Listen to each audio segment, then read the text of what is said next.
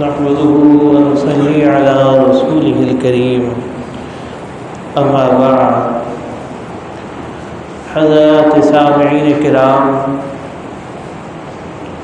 نماز کے بنیادی اور اہم مسائل میں سے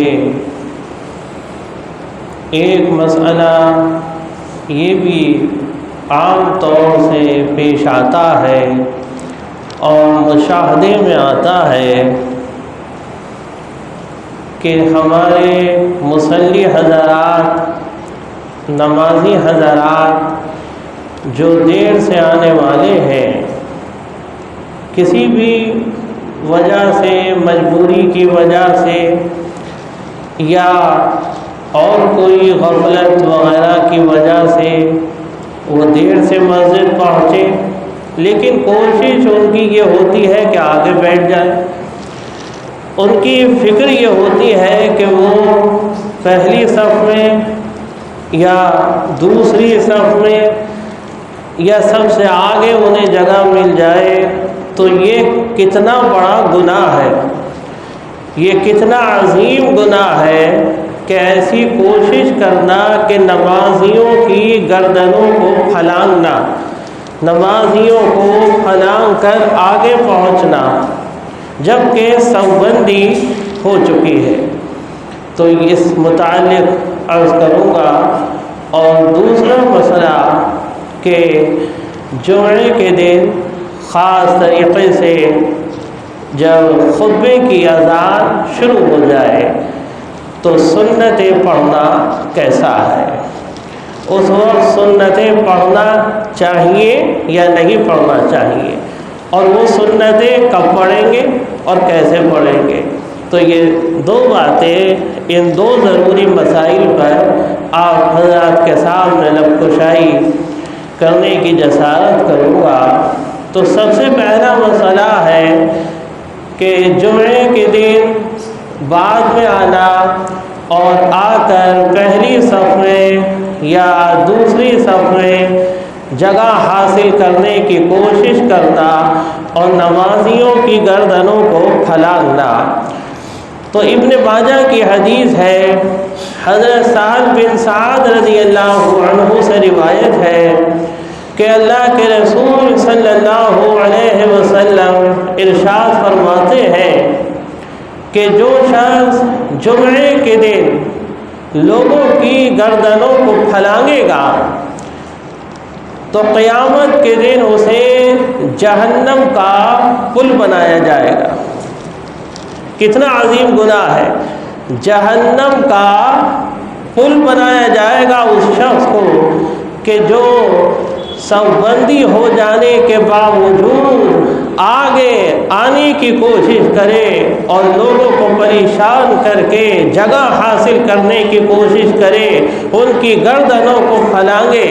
اس کا وبال اور عذاب اس انداز سے اللہ تعالیٰ نے اپنے حبیب معظم صلی اللہ علیہ وسلم کی زبانی امت تک پہنچایا کہ کوئی اگر اس عذاب کو سمجھ لے اور پہچان لے تو اس طرح کی کوشش کبھی نہ کرے۔ اور ایک کمی ہمارے نمازیوں کی بھی ہے، ایک کمی ہمارے نمازی حضرات کی بھی ہے۔ ہمارے اندر سب سے بڑی کمی ہے کہ ہم نظام کو فالو نہیں کرتے، چاہے اسلامی نظام ہو یا ہمارا دنیاوی نظام ہو۔ فالو مسلمان خاص طریقے سے نظام کو فالو نہیں کرنا چاہتا، نظام کو قائم نہیں کرنا چاہتا، اس پہ عمل نہیں کرنا چاہتا۔ ہمارا نظام ہے کہ جو پہلے نمازی آئے وہ پہلی صف میں بیٹھ جائے، جو اس کے بعد آئے وہ اس کی برابر سے بیٹھتا چلا جائے، ایسے ہی آنے والا ہر نمازی پہلی صف کو پر کرے۔ جب پہلی صف مکمل ہو گئی اب دوسری صف شروع ہو جائے، جو آتے جا رہے ہیں نمازی وہ دوسری صف میں بیٹھتے رہے، جب دوسری صف مکمل ہو گئی اب تیسری صف کی شروعات ہو جائے، پھر چوتھی صف کی شروعات ہو جائے، کسی کو موقع ہی نہیں ملے گا۔ اب ہم اگر اس انداز سے بیٹھیں گے کہ تھوڑی جگہ چھوڑ دی اور ایک دوسرے نمازی ہیں وہ پھر بیٹھ گئے، تو اس انداز سے بھی بیٹھیں کہ ہمیں صفبندی کا شروع سے نظام قائم کرنا ہے تاکہ آنے والے شخص کے لیے گنجائش ہی نہیں بچے۔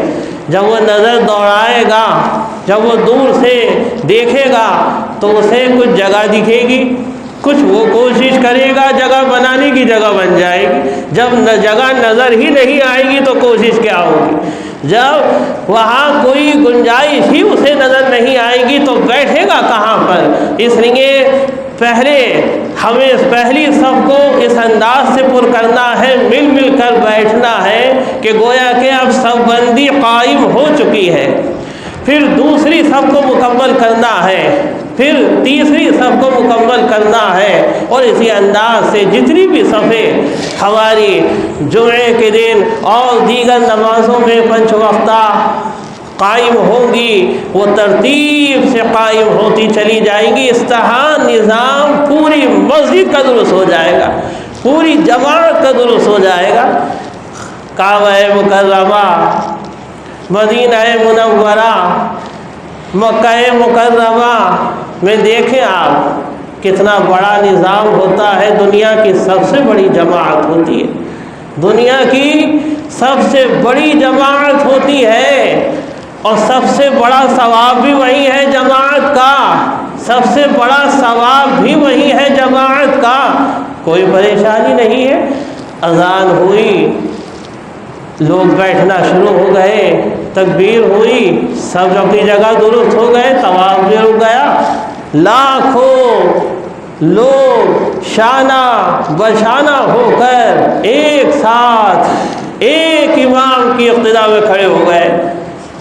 تو اللہ نے ہمیں جو نظام دیا ہے وہ کہیں نہیں ہے، وہ کسی مذہب میں نہیں ہے، وہ کسی دین میں نہیں ہے، اور نہ کوئی دے سکتا ہے۔ ہمارا آسمانی نظام ہے، ہمارا آسمانی نظام ہے، لیکن فالو جب تک نہیں کیا جائے گا، جب تک اس پہ عمل نہیں کیا جائے گا، اس وقت تک کامیابی نہیں مل سکتی۔ سب کچھ ہے ہمارے پاس، سب کچھ ہے، مگر ہم اس کو عمل میں نہیں لاتے۔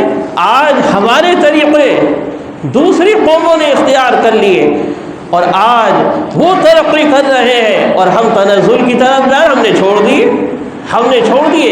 ایک یہودی نے یہ بات کہی ہے، ایک یہودی نے یہ بات کہی ہے کہ اگر جمعے کی طرح جو ہمارا اجتماع ہوتا ہے، جمعے کی طرح جو ہمارا اجتماع ہوتا ہے، اگر یہ اجتماع فجر میں ہو جائے تو دنیا کی کوئی طاقت مسلمان کا مقابلہ نہیں کر سکتی، نہ کوئی تلوار مقابلہ کر سکتی ہے، نہ کوئی دشمن کی بڑی سے بڑی طاقت مسلمان کا مقابلہ کر سکتی ہے۔ اگر یہ اجتماع جو آج جمعے میں نظر آ رہا ہے مساجد کے اندر، یہ اجتماع فجر کے اندر ہو جائے، یہ اجتماع فجر میں، یہودی کی بات ہے کہی ہوئی، کیونکہ اس دن مسلمان زندہ ہوگا، اس دن مسلمان جاگے گا، اس دن مسلمان کا ایمان زندہ ہوگا، اس دن معلوم ہوگا کہ آج اس کے ایمان میں حرارت ہے، ابھی تو مردہ ہے۔ ہفتے میں ایک دن اگر ہم نے اپنی کثرت دکھا دی اور باقی دن مسجدیں سنسان ہے، ویران ہے، تو یہ کوئی ہمارا ایمان کا کمال نہیں ہے۔ ایمان کا کمال ہر نماز میں ہے، ہر نماز ایسی ہو۔ کیا جمعے کے بعد نمازیں معاف ہو جاتی ہیں؟ کیا جمعے کے دن کے بعد نمازیں مسلمان پر فرض نہیں رہتی؟ کیا جمعے کی نماز کا سوال ہوگا اللہ کے یہاں؟ اللہ کے یہ نہیں پوچھا جائے گا فجر پڑھی تھی یا نہیں پڑھی تھی، یا ظہر پڑھی تھی یا نہیں پڑھی تھی۔ ایک ایک نماز کا سوال ہوگا، اور جمعے کا بھی ہوگا، عید کا بھی ہوگا، الوداع کا بھی ہوگا۔ اس لیے ہر نماز کو ہمیں قائم کرنا ہے، 5 وقتہ نمازوں کو بھی قائم کرنا ہے، اور اس میں خاص کر ہفتے میں جو اجتماع ہے اسے بھی قائم رکھنا ہے۔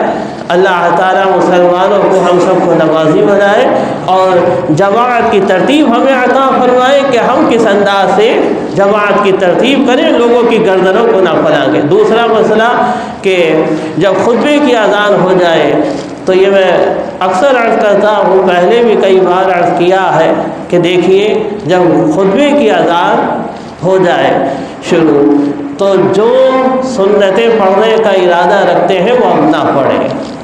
جن کی اگر پہلے سے نیت بنی ہے وہ جلدی سے اسے مکمل کر لیں اور ٹائم دیکھ کے نیت باندھیں. اب گھنٹوں کا زمانہ ہے، ٹائم دیکھنا آسان ہے، سب کو پتہ ہے کیا مسجد میں وقت ہو رہا ہے. اب آ کر بغیر گھنٹے دیکھے نیت باندھ لی اور جماعت کھڑی ہو گئی، یہ تو غفلت ہے، یہ تو لاپرواہی ہے.